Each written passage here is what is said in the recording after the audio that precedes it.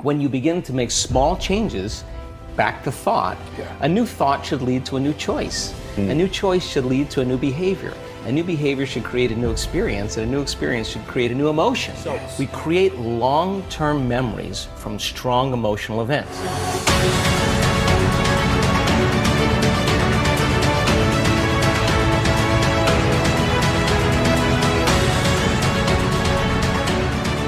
When you begin to make small changes back to thought, a new thought should lead to a new choice. A new choice should lead to a new behavior. A new behavior should create a new experience, and a new experience should create a new emotion.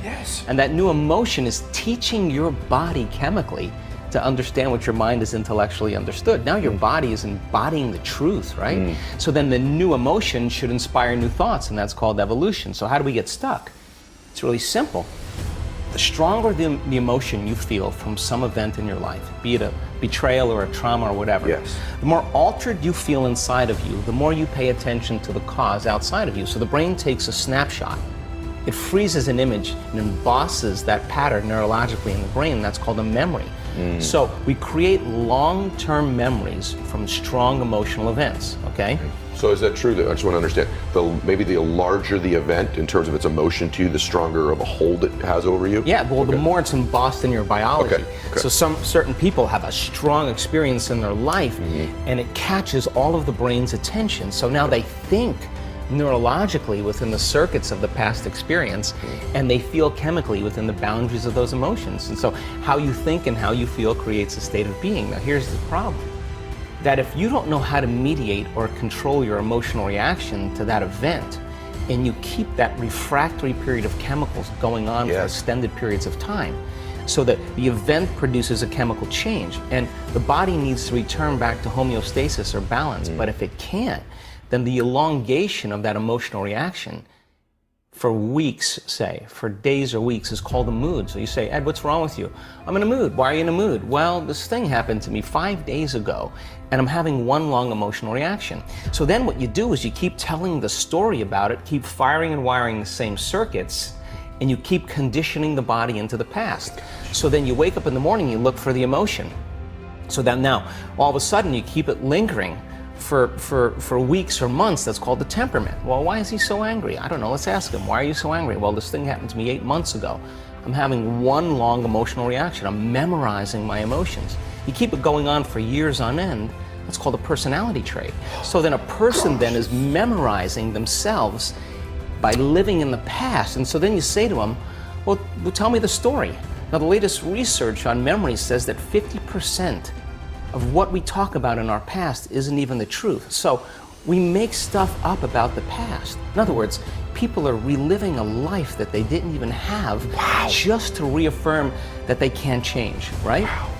So then what's the significance of this? Where you place your attention is where you place your energy, period. So then the stronger the emotion that you have to some problem or condition or person in your life, the more you're paying attention to them. So they captured your attention. So you're giving your power away to that person, right? Because they're capturing your attention. So then there's an energetic connection to every person, everything in your past, present reality has your energy connected to it. So now, this is the significance. When a person really decides to be defined by a vision of the future instead of the memory of the past, the hardest part about it is all of a sudden becoming conscious and not making the same unconscious choice.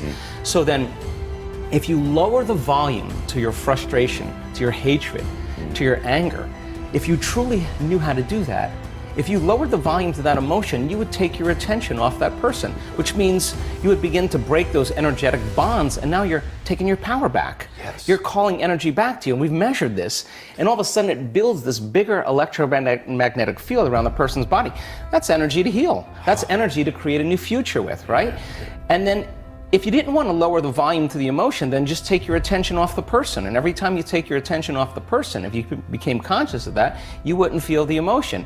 Now the body, though, has been addicted to that emotion because you're using that person to reaffirm your addiction to hatred or frustration. And if that person died, you'd find another one. So then here you go now. So now you're in a position now where you begin to lower the volume to that emotion, And the body's going, wait a second, you've been doing this for the last 20 years, and all of a sudden you're just going to stop hating? And the body says, well, I've been conditioned this way, and conditioning is based on the past. So when the body feels the lack of that emotion, just like a drug addict, it says, hey, you're off schedule here. So now the body starts influencing the mind to think about experiences that are embossed in the brain that are based on that emotion. So the emotion now is causing you to think in the past. If we teach a person then how to trade that frustration or that hatred for an elevated emotion, and they'll say, yeah, but you know, it was my ex's fault, or I got betrayed by my partner in business. Yeah, we know that. Okay, so let's take your partner in business or take your ex. Let's duct tape him, put him in a cannon, and shoot him to the moon. Now what are you going to do? Sooner or later, you got to reckon with yourself and change, right? So then, teach a person then how to trade that emotion for an elevated emotion. Now, trade the emotion for an elevated emotion. Right. So you're going to give that up, and you're going to practice feeling gratitude, as an example. Yes. And the person says, well, I can't feel gratitude. And I say, absolutely you can, because you don't practice feeling it. You practice spending most of your time feeling hatred and frustration. So now it's going to take a little time to cause that heart of you to bloom, or your heart of yours to bloom. Once they're able to feel even the smallest measure of gratitude, where they start feeling appreciation, thankfulness, gratitude, it's emotional signature. When you get something, when you're receiving something, when something has happened to you, or when something is happening to you, you say thank you because you're receiving something. So the emotional signature of gratitude means the event has already happened, or it's happening to you. So the moment you open your heart and you feel gratitude, well, that emotion then is telling the body that the experience has already occurred, and the thought then can make it into the body because it's consistent with the thought. So now you're beginning to program the autonomic nervous system into a very specific destiny. You got to maintain that modified state of mind and body your entire day, independent of the conditions in your outer environment, independent of your body's cravings of those emotions and habituations, and independent from time. And if you can, get ready, because something weird or unusual, some synchronicity, some coincidence, some opportunity is going to land in your lap, and you didn't have to go and get it. Yes. It came to you. Now you're the vortex of creation. So if you say to me, well, I was feeling gratitude, but then there was traffic, or my coworker sent me a nasty email, then I would say, oh my God, you mean you're allowing your environment, your outer environment, to control how you feel and think?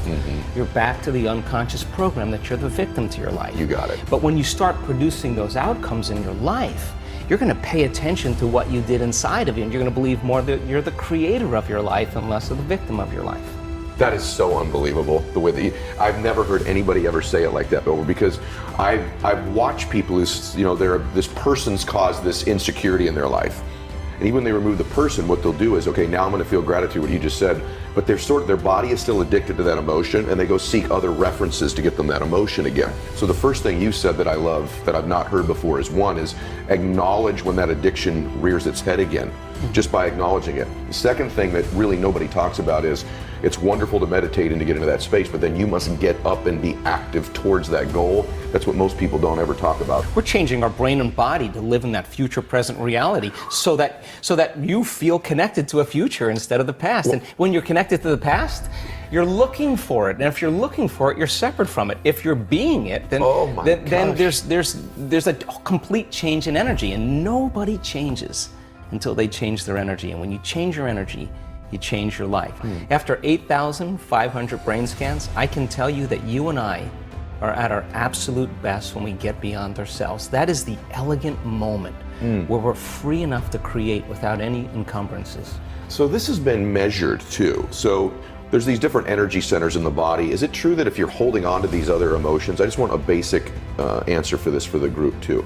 If you're holding on to these negative emotions and you're not moving towards this more empowering emotion, what happens to these energy centers in the body? Can you describe that to some extent?